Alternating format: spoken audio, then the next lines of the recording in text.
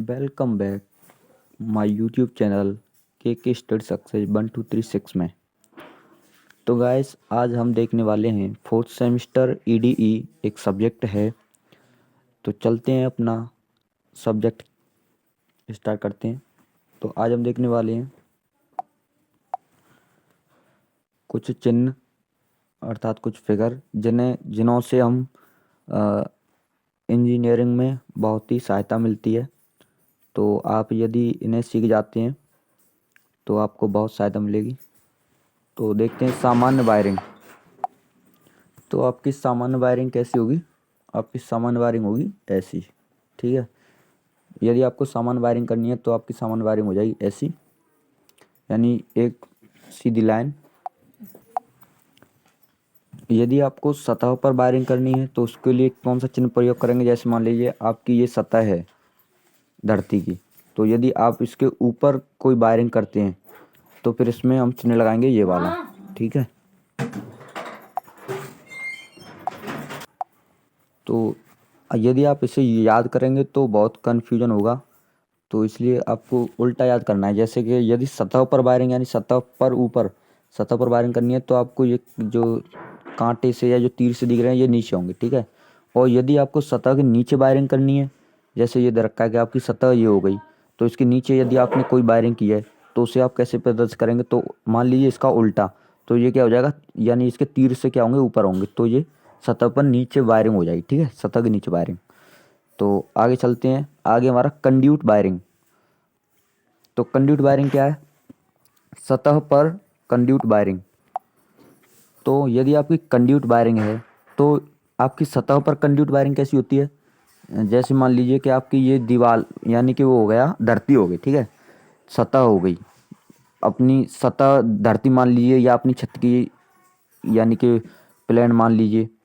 तो यदि आपको उसके ऊपर से धारा लेकर जानी है या ऊपर से कोई पाइप फिटिंग करनी है तो क्या होगा? उसके लिए आपको क्या करना है? जैसे मान लीजिए कि आपकी ये छत या धरती हो गई, तो उसके ऊपर से आपकी ये क्या आ रही है, ये यहाँ होकर के पाइप फिटिंग की जा रही है। तो क्या होगा? आपको चिन्ह दिखाना है, आपको ये गोल, यानी कि यहाँ होकर आप जैसे मान लीजिए कि ये आपकी धरती या फिर छत हो गई, तो उसके ऊपर से ये पाइप आ रहा है आपकी तरफ, ठीक है। तो ये आपकी तरफ आएगा तो ऐसे गोल सा ही दिखेगा ना।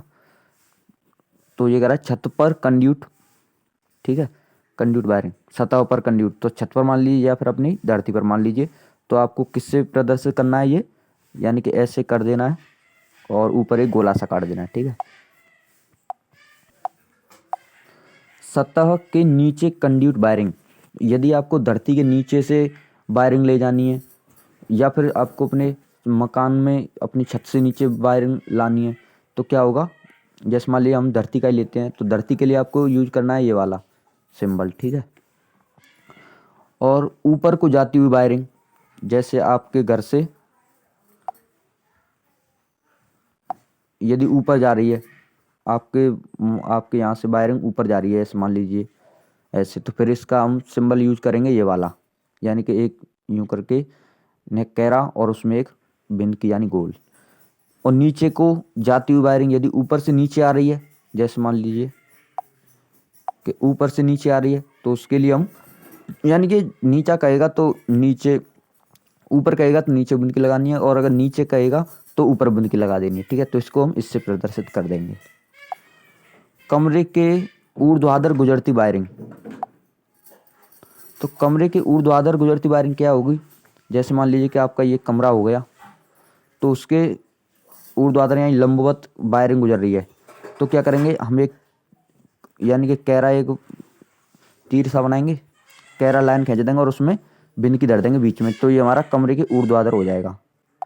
सॉरी फॉर डिस्टर्बेंसिंग फ्रेंड्स, मेरे यहाँ थोड़ा डिस्टर्बेंस होता रहता है, तो इसे कोऑपरेट करें।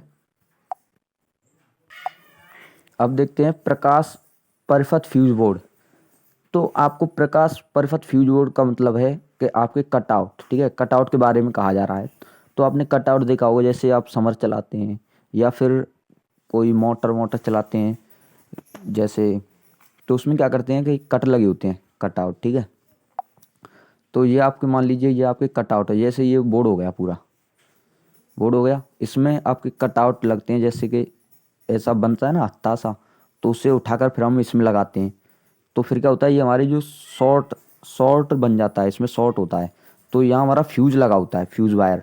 यदि इसमें ज़्यादा यानी करंट ज़्यादा आता है तो हमारा फ्यूज क्या उड़ जाता है, तो हमारे जो उपकरण है वो बच जाते हैं। तो अब देखते हैं ये क्या कह रहा है। फर्स्ट में स्विच रहित मुख्य फ्यूज बोर्ड। तो यदि आपका जो कटआउट का बोर्ड है उसमें स्विच नहीं है, ये कह रहा है स्विच रहते यानी स्विच नहीं है, तो उसमें हम किससे प्रदर्शित कर देंगे, हम सभी को काला कर देंगे, तो वो हमारा समझ लेंगे कि इसमें स्विच नहीं है। ठीक है, स्विच रहित यानी स्विच नहीं है। और यदि आपके इसमें दूसरा है स्विच सहित फ्यूज बोर्ड। यदि आपके उस बोर्ड में स्विच भी दे रखा है, तो आपको जब कटआउट लगाने होंगे तो उसको हम कैसे प्रदर्शित कर देंगे, तो हम इसको प्रदर्शित कर देंगे आधा काला और आधा सफ़ेद से। ठीक है। और तीसरा है हमारा स्विच रहित वितरण फ्यूज। तो यदि आपकी जो बोर्ड है और उससे हम क्या कर रहे हैं, धारा कहीं भेज रहे हैं, जैसे ये आपका बोर्ड हो गया, और यदि आपके कमरे में या फिर कहीं अंत समर लगी हुई है उसके लिए आप करंट भेज रहे हैं यानी धारा भेज रहे हैं, तो फिर क्या करेंगे, उसमें हम स्विच रहित वितरण, और उसमें हमारा स्विच नहीं है, वितरण fuse distribution fuse board without switch. ठीक है, स्विच नहीं है और डिस्ट यानी कि हम अपनी धारा को बांट रहे हैं, भेज रहे हैं, तो उसके लिए हम किस सिंबल का प्रयोग करेंगे, तो इसके लिए हम यानी कि लाइन होंगी कारी कारी और सफ़ेद सफ़ेद सी, तो इससे हम प्रदर्शित कर देंगे, ये हमारा हो जाएगा। अब दूसरा हमारा स्विच सहित वितरण भी। यदि हमारे उस बोर्ड में स्विच दे रखा है और धारा वितरण यानी फ्यूज वो करनी है, वितरण करनी है, तो उसके लिए हम किसका प्रयोग करेंगे, यानी कि काली सफ़ेद धारीदारी और आधा सफ़ेद distribution fuse board with switch. ठीक है। तो यदि आपको हमारी वीडियो अच्छी लगी हो और इसी तरह की वीडियो अच्छी पाने के लिए हमारे चैनल पर बने रहें, और आपको बहुत ही अच्छी जानकारी मिली होगी। यदि अच्छी लगी वीडियो तो हमारे कमेंट करना ना भूलें, जिससे हम आगे और अपनी इस स्टडी में सुधार करेंगे। Thanks for watching.